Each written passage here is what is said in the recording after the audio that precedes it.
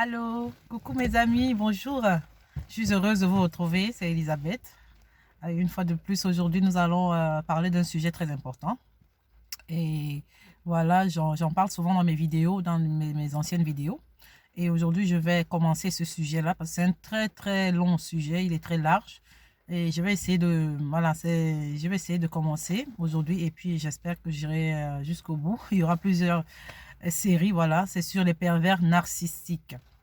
Voilà, c'est quoi le pervers narcissique?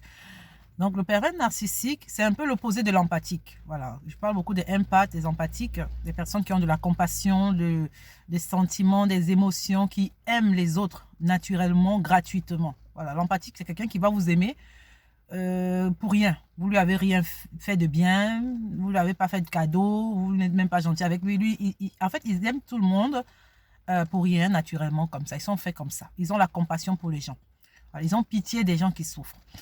Et donc, le pervers narcissique, c'est l'opposé direct. C'est vraiment l'opposé de l'empathique. C'est quelqu'un qui n'a pas d'émotion, il ne ressent rien pour les gens, voilà. Et puis, il ne vit que pour lui-même, pour son propre, voilà, je veux dire pour son propre profit, pour sa propre élévation, voilà. Il fait pas d'amis, il va pas aimer les gens pour rien. Il va vous aimer si vous lui donnez quelque chose en retour, si vous l'aimez en retour, ou si vous lui faites du bien. Il vient vers vous parce il veut prendre quelque chose en vous, voilà. Et ces gens-là, donc, sont très attirés par les empathiques. Parce qu'eux, ils n'ont pas de cœur, ils n'ont pas d'émotion, ils n'ont pas de compassion, ils n'ont pas de pitié pour les gens. Voilà, c'est le contraire. Et donc, ils vont déceler en des personnes empathiques cette lumière-là. Voilà, cette lumière-là, cette joie de vivre-là. Voilà, c'est cette sociabilité-là. Ils vont aller vers vous, l'empathie, quand ils voient que vous êtes quelqu'un de sociable, vous avez des amis autour de vous, vous avez une aura, voilà, vous discutez avec tout le monde, vous êtes gentil, vous aimez les gens, voilà. Quand ils voient ça, ils vont aller vers vous. C'est-à-dire, si c'est un homme empathique, il va vous draguer, vous la fille, parce que vous êtes comme ça. Et il veut cette énergie-là. Il veut vous vider de cette énergie, parce que lui n'en a pas. Et il veut que vous vous occupiez de lui 24 sur 24 tous les jours de sa vie. Et si c'était seulement s'occuper de lui, ça passerait. Parce que quand on aime quelqu'un, on s'occupe de lui. Mais en plus de ça, il veut vous vider de ça. En fait, il veut vous dessécher. Il a vu cet écoulement de joie dans vous, là, cette dynamique-là, ce dynamisme-là, cet enthousiasme-là, cette ambition que vous avez là. Et lui veut arracher ça pour que c'est lui qui brille. En fait, c'est ça. C'est ça la méchanceté. C'est ça la noirceur du pervers narcissique. Il vient pour retirer ça pour que lui en bénéficie. Voilà. Et lui seul. Pour sa propre gloire, pour son propre profit, pour que voilà, ce soit plus vous qui brillez. Il vous voit, quand il vous rencontre, vous brillez. Et voilà, 2 ans, 3 ans après, 10 ans de mariage après, vous ne brillez plus. Si vous ne faites pas attention, vous êtes fini, vous ne ressemblez plus à rien.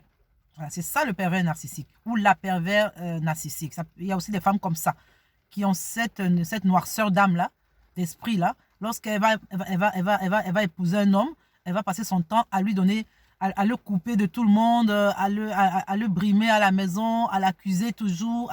Voilà, je vais donner un peu les éléments, comment reconnaître un pervers narcissique, mais ça, je ne vais pas finir aujourd'hui parce qu'il y a beaucoup de choses à dire là-dessus.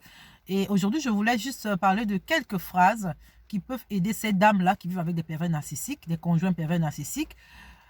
Des phrases qui peuvent vous aider à être un peu, à sortir de l'emprise du pervers narcissique. Voilà. À déceler que c'est un pervers narcissique et ne pas continuer à l'approvisionner. Parce que c'est vous qui l'approvisionnez. Le pervers narcissique est comme un parasite humain. Il a besoin de votre énergie. Il a besoin de vos larmes. Quand vous pleurez là, lui, ça l'approvisionne. Lui, il rit. Lorsque vous criez de colère, il va vous mettre en colère exprès pour que vous ayez une explosion de colère. Vous êtes énervé, vous criez dans la maison, vous parlez, vous pleurez. Et là, lui, il est satisfait. C'est ça la méchanceté de vous. Voyez jusqu'où ça peut aller. Voilà. Il va vous mettre en faute. Il sait que vous n'avez pas fait la faute, mais il va vous dire, il va vous accuser tout le temps, c'est vous qui avez fait la faute. C'est vous qui avez fait la faute. Même quand il fait la faute, il va dire, c'est vous qui l'avez poussé à faire la faute. Voilà. Donc, et puis c'est des gens qui manipulent beaucoup, qui mentent beaucoup. Donc, je vais vous donner quelques phrases, vraiment, pour pouvoir le tenir à l'écart. Si vous ne, parce que moi, par exemple, je ne conseille pas aux gens de divorcer. Si vous êtes avec un pervers, si vous n'êtes pas encore marié avec lui, séparez-vous de la... C'est-à-dire, séparez-vous. Quand vous constatez que quelqu'un est pervers narcissique, si vous n'êtes pas encore marié, cherchez un autre mari ou une autre femme. Voilà. Si vous avez un pervers narcissique en tant que fiancé, vraiment, prenez, fouillez. Parce que ça va être difficile dans le mariage. Et c'est des gens qui ne changent pas. Ils vont vous dire que tout le temps, ils vont vous dire, je vais changer, je vais changer, je vais changer. Ils ne vont pas changer. Ça va s'empirer jusqu'au jour où vous allez découvrir qu'il est comme ça et vous allez, pour ceux qui divorcent, mais moi, en tant que chrétienne, je ne conseille pas le divorce, mais il y a des façons de vivre avec lui. Vous allez vous détacher, voilà. Il faut vous détacher. Parce que, surtout qu'ils épousent souvent des gens émotionnellement sensibles. Ils épousent souvent des gens, parce que si vous êtes comme lui, il n'aura pas la satisfaction qu'il veut. Parce que vous devez le ravitailler. Vous devez ravitailler son énergie. Vous devez vous vider pour que lui, voilà. Vous devez avoir cette énergie. Vous devez être quelqu'un qui craque. Voilà. Quelqu'un qui ne supporte pas certaines choses. Ils aiment ça. Donc, ils vont souvent épouser ce genre de personnes. Et donc, à un moment donné, si vous ne vous détachez pas de lui, vous allez lui laisser votre santé mentale. Oui, parce qu'après, il va vous appeler folle. Vous allez penser que vous êtes folle. Ou elle va vous appeler fou. Vous allez laisser votre santé mentale. Vous allez laisser votre santé physique. Vous allez laisser vos rêves là-dedans, dans ce mariage-là. Vous n'allez rien faire, vous n'allez rien aboutir, rien pouvoir accomplir. Vous allez laisser là votre joie de vivre. Votre flamme va s'éteindre. Vous allez laisser dans ce mariage-là votre paix, voilà, vos ambitions, tout. Vous allez tout perdre. Et c'est lui qui va faire le beau ou c'est elle qui va faire la belle parce que voilà, ils ont réussi à anéantir une vie. Donc c'est des gens qui tuent les étoiles, voilà, qui éteignent les flammes des gens, qui éteignent les lumières des gens. C'est ça le pervers narcissique. Voilà. Et ils utilisent plusieurs tactiques de manipulation. Au début, ils sont très très gentils. Voilà, ils pour vous attirer dans leur piège. Donc, ils ont déjà décelé que vous êtes comme ça. Vous êtes quelqu'un qui est jovial, vous êtes quelqu'un qui a des idées, vous êtes quelqu'un qui est ambitieux, quelqu'un qui veut aller loin. Voilà, ils aiment ça. Ils vont vous draguer, ils vont vous attirer dans leur filet. Maintenant, une fois, il pleut beaucoup là. Une fois qu'ils vous ont attiré, dans leur filet, ils vont, voilà, avec la gentillesse, les cadeaux, les machins, ceci, cela, ils vont commencer à mettre le plan voilà, en marche. Ça va être des mensonges. Au début, ils vont vous faire quoi qu'ils sont vraiment, voilà, vraiment, je souffre beaucoup. J'ai beaucoup souffert dans mon enfance. J'ai eu des relations passées qui n'étaient pas bonnes. Voilà, il va vouloir que vous ayez pitié de lui parce qu'il sait que vous avez la compassion. Lui, il n'a pas la compassion. C'est quelqu'un dans sa vie, il n'a pas pitié de quelqu'un. Il n'a pas de compassion. Il ne peut même pas exprimer la compassion parce que, voilà, il est né comme ça. Ils ne savent pas ce que c'est que la souffrance de l'autre. Mais ils savent que vous, son conjoint, vous êtes quelqu'un qui avait de la compassion. Ne va faire en sorte que vous ayez pitié de lui. Que vous soyez comme son sauveur. Parce que les empathiques, c'est les sauveurs. C'est les gens qui veulent toujours arranger la situation, qui veulent toujours aider les gens qui souffrent, qui veulent toujours soigner quelqu'un qui... Voilà, c'est des sauveurs. Et comme il a décelé cela en vous, il va faire en sorte que vous ayez pitié de lui. Voilà. Donc vous allez l'épouser ou bien vous allez vous mettre avec lui avec l'histoire qu'il vous a raconté, son histoire de mensonge, c'est souvent ça. Comment il a été maltraité dans son enfance ou bien il a eu des copines avant vous qui l'ont pas bien traité et tout. Donc vous rentrez dans ça, vous vous dites oh vraiment je vais m'occuper de lui et tout, ou je vais m'occuper d'elle, elle a trop souffert avant, vraiment je vais être son sauveur, je vais tout donner pour elle. Sauf que une fois que vous êtes dans le piège, c'est fini. Ça va être, au début, il va vous dire, vous êtes belle, oh, tu es beau, tu es belle, vraiment, toi et moi, on est pareil, toi et moi, j'aime bien ta façon de penser, ta compassion, j'aime bien ton sourire, tu es toujours content, toujours jovial, toujours gentil, toi et moi, on est pareil, pourtant, on n'est pas pareil. Il va vous faire croire que vous et lui, vous étiez fait pour être ensemble, voilà, et vous allez le croire. Et petit à petit, il va s'accaparer de vous. Le premier point, c'est quoi? Il va vous couper de toutes vos familles, de tous vos liens. C'est-à-dire les amis, la famille. C'est lui qui va vous dire un jour, n'appelle plus ton père. Je ne veux plus que ton père t'appelle. Je ne veux plus que ta mère t'appelle quand tu es dans ma maison, quand tu es dans ma présence. Je ne veux pas que tu prennes les appels de ta mère ou je ne veux pas que tu prennes les appels de tes frères. Je ne veux plus que tu prennes les appels de tes amis. Voilà, ça va être ça. Ça va être ça au départ. Vous allez vous dire, mais pourquoi? Quelqu'un qui était gentil au départ, hein, ça va commencer comme ça. Un beau jour, il va vous dire, ah vraiment, oh, tu as fait de la bonne cuisine aujourd'hui, il va vous apprécier. Un autre jour, il va vous dénigrer, comme quoi vous ne savez pas faire la cuisine, vous n'avez jamais rien su faire, il va vous dénigrer, vous ne servez à rien, ta maman ne t'a jamais appris à faire la cuisine ou quoi, tu ne sais pas faire la lessive ou ça, ou ceci, ou cela. Et ce n'est pas qu'à vous, vous commencez à constater qu'il dénigre beaucoup de gens autour de vous. Or, au début, ce n'était pas ça. Il avait l'air vraiment... Il dénigre les gens pour rien. Que ce soit, ça va être l'employé de supermarché, quand vous allez, il va lui donner une mauvaise parole, ou à la maison, ça peut être la femme de ménage, ou la nounou, à qui il va mal parler, il va dénigrer, voilà, le dénigrement. Le dénigrement, et à la longue, vous finissez par y croire. Ce qu'il vous dit, que vous ne servez à rien, vous n'êtes rien, vous ne valez rien, vous ne savez rien faire, voilà. La même cuisine que vous faisiez avec vos anciens copains, ils appréciaient votre cuisine. Voilà, vous faisiez à manger, les gens appréciaient. Dans votre famille, vos anciens copains, petits amis aimaient votre cuisine. Lui, il va dire que vous ne savez rien faire, vous ne savez pas cuisiner. Voilà, c'est juste pour vous casser. Et quand vous avez compris que c'est... Mais comme au début, vous ne comprenez pas que c'est pour vous casser, vous pensez que réellement, vous avez fait quelque chose de mal. Vous commencez à vous remettre en question. Vous commencez à penser, ah vraiment, peut-être j'ai vraiment, je ne sais pas vraiment faire ci, peut-être je ne sais pas vraiment faire ça. Vous commencez à vous dévaloriser vous-même. Alors il a gagné. Il a gagné déjà la première bataille parce que plus vous vous dénigrez, plus vous commencez à vous assécher. Vous commencez à vous n'avez plus de vie en vous, voilà. Vous n'avez plus de motivation. Vous n'avez plus de motivation pour créer, pour faire des choses. Même pour faire la cuisine, vous avez peur. Vous commencez à avoir peur, vous commencez à vivre dans la peur. Est-ce que si je fais ça, est-ce qu'il va aimer? Est-ce qu'il ne va pas aimer? Est-ce que ça, comme tout ce que je fais, parce que tout ce que vous faites, il va dénigrer. Il va dire que ce n'est pas bien. Même si c'est bien. Tout le monde n'a qu'à apprécier ce que vous faites. Mais lui, là, il va dire que ce n'est pas bien. Voilà. Et il fait ça pour que vous pleurez. Vous soyez déçus, vous êtes déçus de vous-même, vous commencez à être triste. Et quand plus vous êtes triste, plus vous êtes en colère, plus vous pleurez, lui, il jubile. Voilà, c'est ça, c'est cette noirceur de l'âme-là. Lui, il jubile quand vous souffrez. C'est ça le pervers narcissique, simplement. Et donc, il va vous dire un truc aujourd'hui. Par exemple, en dehors du dénigrement, il va souffler le chaud et le froid. Voilà, par exemple. Un jour, il vous dit, vous êtes belle. Un autre jour, il vous dit, vous êtes moche. Voilà, je sais pas, je sais même pas pourquoi j'étais épousée. Tu es tellement moche, tu es tellement ci, tu es tellement pas ça, tu es tellement pas ceci. Voilà, un coup c'est ça, un coup c'est le contraire. Vous vous demandez, mais sans raison, hein.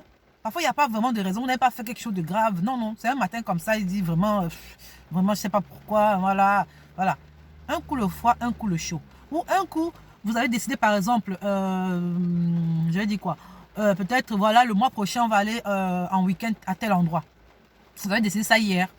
Vous allez voir ce soir, aujourd'hui ou demain, il va venir vous dire que voilà, voilà, c'est annulé. Non, non, non, on n'y va plus. On n'y va plus, on va aller ailleurs ou bien on ne part plus, c'est annulé. Pourquoi c'est annulé? Il n'a pas de réponse à vous donner. Il ne va rien vous dire. Voilà. Pourquoi tu as annulé?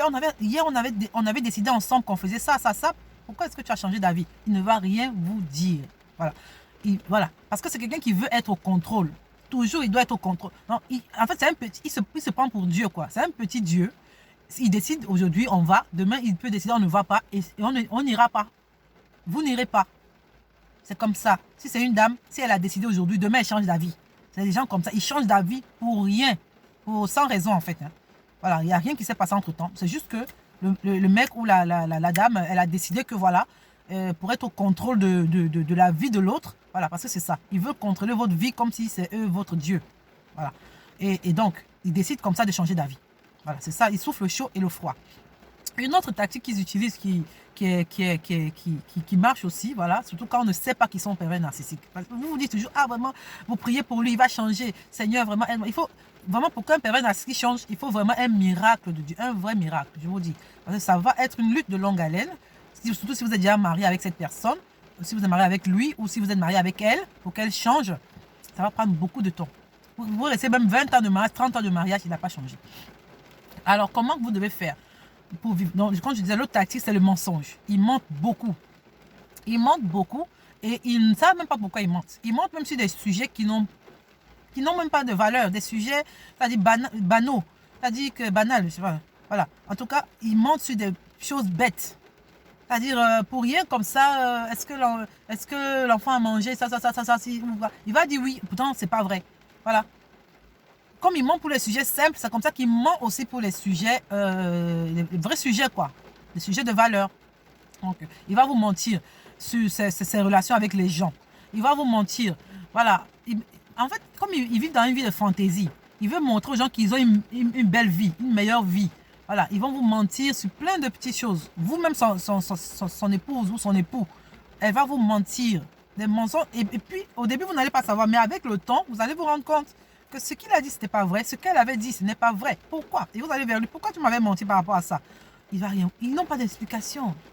En fait, pour lui, il pense qu'il est tellement intelligent.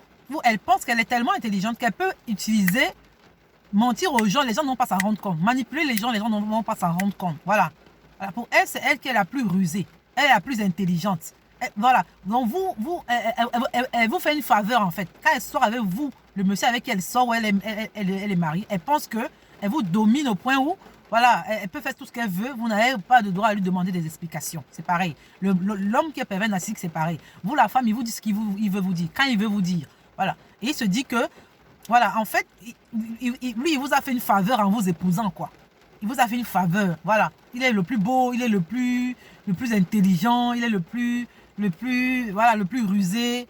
Voilà, il peut vous mentir, il peut vous manipuler comme il veut, il vous dit ce qu'il veut vous dire, vous insulter. Vous n'avez même pas le droit de revenir lui demander l'explication parce qu'il ne vous donne pas d'explication. C'est des gens qui ne donnent pas d'explication. Et dans leur tête, ils pensent même que ils pensent qu'ils n'ont pas besoin de donner d'explication. Voilà. Ils se disent que, voilà, je n'ai rien à lui dire. Voilà, parce qu'elle n'est pas de mon niveau. Voilà, c'est des hommes comme ça. Ils sont tellement hautains. Ils prennent les autres, c'est-à-dire eux, ils se voient en haut et les autres sont comme ça. Les autres sont en bas. Les autres, c'est des animaux. Eux, c'est des personnes. Voilà. Donc, comment un animal va arriver à son niveau de lui, un homme, pour lui poser ce genre de questions? Vous voyez un peu. Et même dans le regard, vous allez voir, c'est des gens qui sont très, très, très hautains. Quand je dis hautain, c'est vraiment hautain. Il ne vous adresse pas la parole s'il ne vous connaît pas. Ou si vous ne lui, ou même s'il vous connaît, si vous ne lui apportez rien de bon. Voilà. Ils vont être amis avec vous si vous avez un grand réseau de personnes. C'est-à-dire que vous connaissez des gens, vous êtes influent, vous êtes riche. Là, il fait l'amitié avec vous. C'est des gens qui ne font pas l'amitié avec les pauvres. Les gens qui ne rapportent rien. Ils ne font pas l'amitié avec eux. Voilà. Et quand vous êtes quelqu'un qui a de la compassion, vous, de l'empathique, voilà, vous aimez tout le monde. Vous aimez les pauvres, vous aimez tout le monde. Et tout le temps, quand il va manquer de respect à ces gens-là qui ne lui apportent rien devant vous, ça vous fait mal. Ça vous fait mal. Vous lui posez la question, mais pourquoi tu fais ça? Pourquoi tu manques de respect à telle personne? Elle t'a rien fait. Voilà. Et vous commencez à avoir mal pour ça. Vous vous attristez. Et c'est là où vous commencez à les découvrir. Que vraiment, la personne que j'ai épousée, je pensais qu'elle était comme ça. Je pensais que cette dame-là était comme ça quand je l'ai épousée. Mais je me rends compte qu'elle n'est pas comme ça. C'est pour ça que les fiançailles sont très, très importantes pour déceler ces choses-là. Maintenant, si vous avez raté, parce que c'est les gens qui font beaucoup semblant. Donc, ça veut dire que pendant les fiançailles, cette personne, il ou elle, a réussi à passer les fiançailles sans que vous ne dévoilez son masque, vous ne découvriez qui il est vraiment ou qui elle est vraiment, et que vous êtes rentré en mariage avec cette personne, alors votre vie va être vraiment compliquée.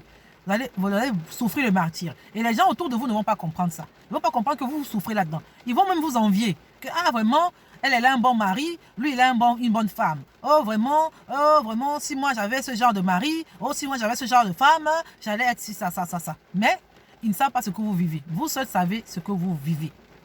Donc, et quand vous êtes à ce niveau-là où vous ne savez plus quoi faire, vous vivez avec lui, vous êtes bien.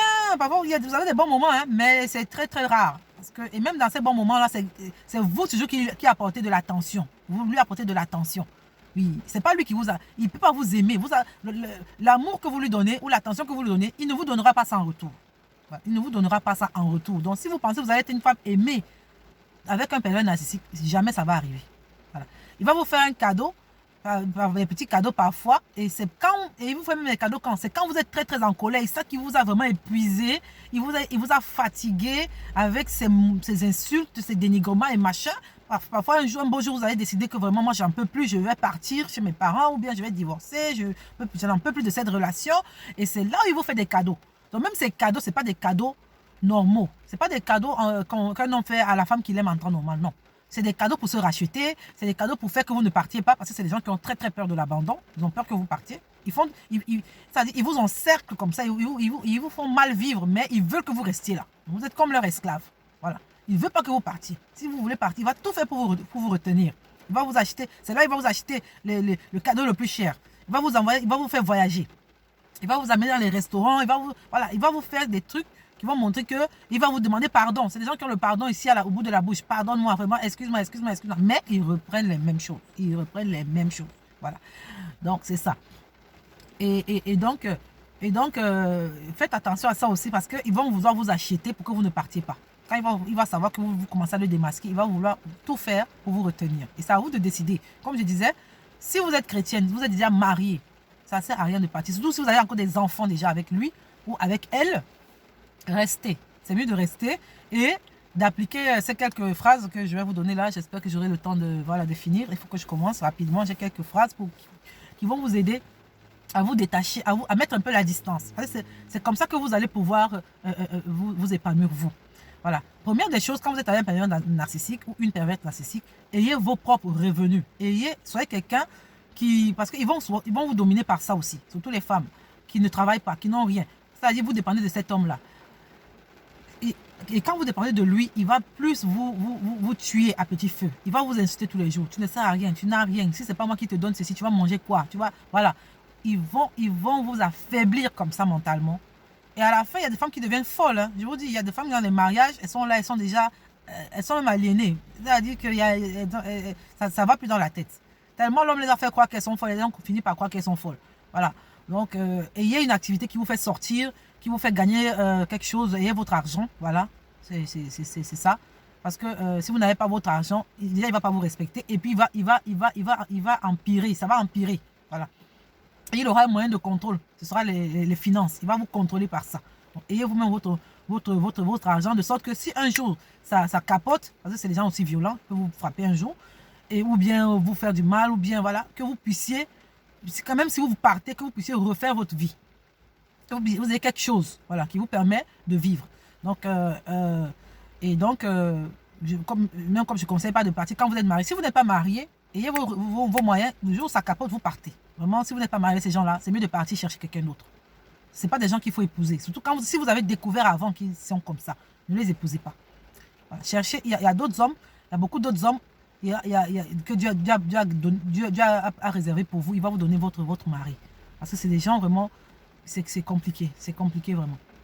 Il faut vraiment avoir beaucoup de patience et sacrifier votre propre vie. C'est ça surtout. C'est beaucoup de sacrifices, ces gens-là. Vous voulez vivre avec, ça va être beaucoup de sacrifices. Voilà. Donc, il y a des phrases, parce que comme c'est des gens qui n'aiment pas qu'on leur pose des questions, ils ne sont jamais responsables, ils ne sont jamais redevables. C'est-à-dire, voilà, ils vont toujours vouloir que quelqu'un porte le chapeau pour eux. Ils vont toujours vous accuser. Même quand ils font quelque chose de mal, ils vont dire que c'est vous, c'est toi qui m'as poussé à faire ça. C'est à cause de toi que j'ai fait ça. Voilà. Même si, par exemple, il est tombé en colère, il a commencé à casser des trucs dans la maison. Après, il va vous dire, tu vois ce que tu m'as fait faire? Tu vois ce que tu m'as fait faire? Voilà. Même s'il se met à frapper votre enfant, il va dire c'est vous qui avez fait qu'il frappe votre enfant. Voilà. C'est des gens, pour eux, ils sont les meilleures personnes du monde et c'est toujours les autres qui leur font faire des choses. Eux-mêmes, ils ne font pas les mauvaises choses. Voilà. C'est ça. Et donc, quand c'est comme ça, ils vivent, comme je disais, ils vivent une vie de fantaisie. Ils ont un faux moi. Ils vivent une vie de semblant. C'est une vie de... Voilà. La batterie qui commence à lâcher, là, je vais terminer. Ils vivent une vie de semblant, ils font beaucoup de semblants. C'est des gens qui ne reconnaissent pas ce qui, voilà, leur faute et tout. Et c'est des gens dépendants, ils dépendent de vous en fait. Si vous ne leur donnez pas l'énergie qu'ils veulent, vous ne leur donnez pas les émotions qu'ils veulent, ils ne peuvent pas vivre. Ils ne peuvent pas vivre, voilà. C'est des gens eux-mêmes, ils sont vides. Eux-mêmes, ils ne s'aiment pas eux-mêmes parce qu'ils font le mal sans vouloir faire le mal. Ils ne peuvent pas s'empêcher de faire le mal en fait. Voilà, c'est des gens comme ça. C'est des gens comme les Hitler. Le monde est fait de gens comme ça aussi. Hitler qui a fait la guerre en Allemagne et tout. C'est-à-dire, ce genre de haine, une haine qu'on ne comprend pas pourquoi quelqu'un peut avoir ce genre de haine. Il y a des gens qui naissent comme ça avec la haine pour rien. Voilà. Et même eux-mêmes, ils ne s'aiment pas. Voilà. Ils pensent qu'ils s'aiment, mais eux-mêmes, ils ne s'aiment pas. Voilà. Donc, ils vont tout le temps vous blâmer, vous dire que vous êtes coupable et tout, et tout, et tout. Donc, voici quelques phrases que vous pouvez utiliser pour les repousser, pour prendre la distance avec eux, leur montrer que oui, je connais ton jeu, j'ai déjà vu dans ton jeu, voilà, je ne suis pas obligé d'être comme tu veux que je sois. Il faut apprendre à dire non. Apprenez à dire non, parce que c'est ça les empathiques, on n'arrive pas souvent à dire non. Apprenez à leur dire non. Mais il y a plusieurs façons de dire. Ne les affrontez pas. Parce que c'est des gens parfois violents. Ne les affrontez pas tout de suite comme ça. Parce qu'ils peuvent réagir très très mal.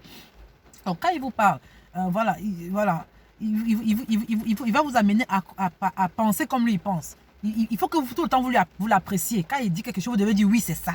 oui, tu as raison, oui, faisons comme tu as dit de faire. Il va vous pousser à faire les choses, les mauvaises choses. Après, il va vous accuser encore, c'est vous, toi qui as fait, c'est toi, c'est ta faute, c'est ta faute. Et pourtant, c'est lui qui vous a convaincu à faire la chose. Voilà. Donc, quand il vient vous convaincre à faire quelque chose, vous lui dites que non, je ne suis pas obligé de faire. Voilà, je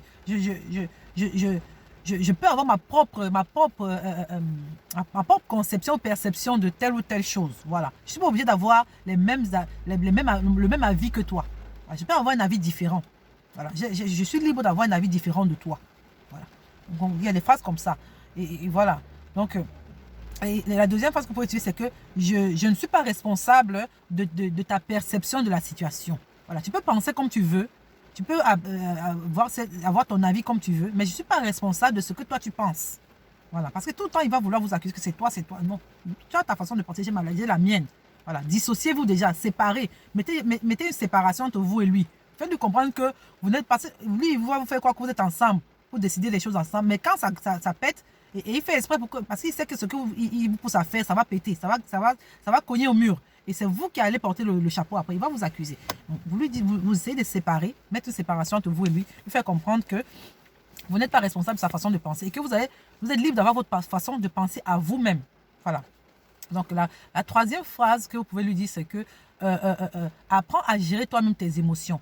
Apprends à gérer toi-même tes colères. Voilà. Voilà. Moi, je n'ai rien à voir avec ça. Apprends à gérer ton passé et tout ça. Moi, je n'ai rien à voir avec ça.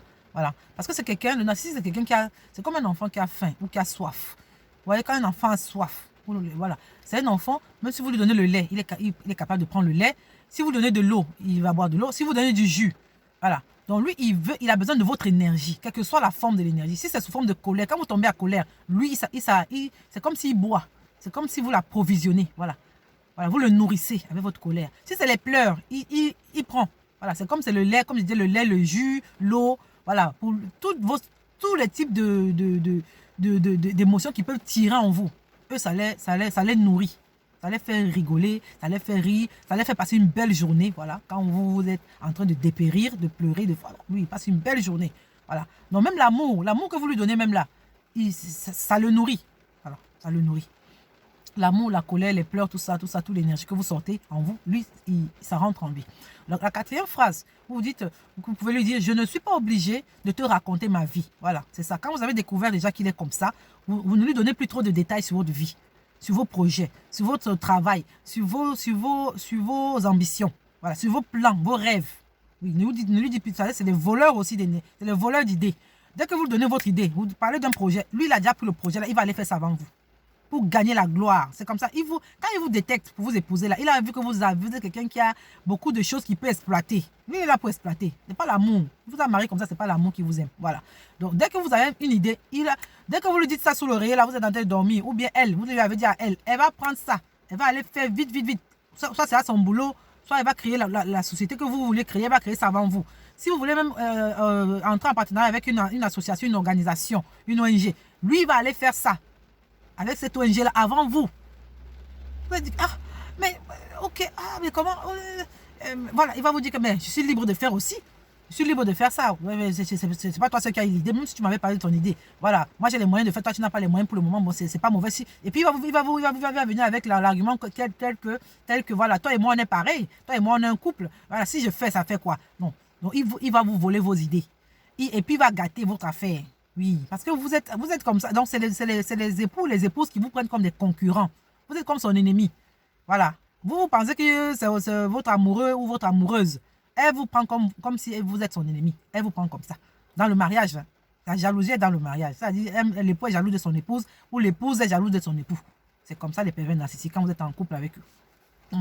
Vous lui dites que je ne suis pas obligé de te raconter ma vie. Il va vouloir avoir les détails de votre vie. Comment est-ce que vous vivez avec vos amis, avec votre famille, dans votre travail. Il va vouloir toujours les détails. Il va me poser toutes les questions. Donc, je suis libre. Je ne suis pas obligé de te raconter toute ma vie. Donc, cinquième phrase, c'est que ta colère, c'est ta colère. Voilà. Je ne suis pas responsable de ta colère. Je ne suis pas responsable, par exemple, que le fait que, par exemple, tu aies cassé la vitre de la voiture ou bien par ta colère, tu as cassé quelque chose. Je ne suis pas responsable de ça. Voilà. Tu es responsable de tes actes. Voilà. Sixième phrase, c'est que j'ai le droit, voilà, j'ai le droit d'avoir ma propre expérience, voilà, et de comprendre les choses comme je veux. On peut ne pas s'entendre, toi et moi, mais je suis d'accord que toi et moi, on n'a pas le même avis. Voilà. J'ai le droit d'avoir ma propre expérience. Voilà, laisse-moi essayer comme je veux faire. Il va vous dire, non, non, ne fais pas ça, vous voulez commencer un business, une affaire. Oh non, on commence pas ça, tu vas pas pouvoir finir. Non, non, ça va pas marcher. Non, laisse-moi faire comme je veux. J'ai le droit d'avoir ma propre expérience. Voilà. Une autre phrase, c'est, voilà, nous ne pouvons pas... est-ce que, voilà, parce que, voilà, il y a un autre truc, c'est que, une autre tactique, c'est qu'il change de sujet. Si vous lui posez la question de tel sujet, il ne va pas vous donner la réponse, mais il va parler d'autre chose. Voilà, il va passer du coq à l'âne. Vous lui dites, non, non, non, est-ce qu'on peut se concentrer sur ce dont on parlait là? Est-ce qu'on peut revenir sur ce sujet-là? Voilà. Donc, en fait, c'est des phrases comme ça. Il y en a plusieurs, j'en ai plus de 20. Je ne sais pas si je vais pouvoir les faire toutes, mais si ça se coupe, je continuerai dans une autre vidéo où il y aura la suite, où je vous donnerai le reste des phrases. Donc là, on était à la 7e phrase. Et vous lui dites, est-ce que nous pouvons revenir sur, sur le sujet qu'on était en train de parler là? Revenons sur ça. Parce que quand on veut aller l'attraper, vous voulez aller lui poser des questions pour l'attraper sur son mensonge ou bien sur ses trucs, il va vous dire, non, non, il va parler d'autre chose, il va changer de sujet. Non, non, non, vous le ramenez dans le même sujet. La 8e phrase, c'est que il va vous appeler folle, il va vous donner des noms. Vraiment, toi, tu es parano. Hein. C'est lui qui va vous dire ça. Ça ne va pas la tête. Toi, vraiment, tu ne retiens pas tout ce qu'on s'était dit là-bas, là-bas, tu as changé, machin, machin. Donc, dites-lui, laissez qu'il vous appelle les noms qu'il veut vous appeler. Oui, oui, mais ne vous fâchez pas. Ne vous fâchez plus quand il vous appelle, il vous donne des noms bizarres. Voilà. Donc, restez calme. Parce qu'il va vouloir vous énerver quand il vous appelle comme ça. Et des noms bizarres. Voilà, vous restez calme et vous restez concentré sur ce que vous êtes en train de lui dire. Donc, c'était les 8 phrases, 8 premières phrases. Je vais faire une autre vidéo pour la suite parce que là, je vois qu'avec le temps, on ne pourra pas tout faire. Donc, vous lui dites que non, arrêtons, ça ne sert à rien de s'insulter. Ça ne sert à rien que tu m'appelles folle, tu m'appelles ceci, tu m'appelles cela. Non, moi, je ne suis pas là pour ça. Je veux qu'on puisse parler sérieusement de telle ou telle chose. Pourquoi est-ce que tu as fait ci? Pourquoi est-ce que ça? Je veux des explications. Voilà. Donc, mes étoiles, je vais m'arrêter sur ça aujourd'hui. C'est les 8 premières phrases. Je vais revenir pour d'autres phrases parce que j'en ai plus de 20. Et pour vous aider à pouvoir combattre ces personnes toxiques autour de vous là, qui sont les pervers narcissiques. Merci, bisous et puis à la prochaine. Bye.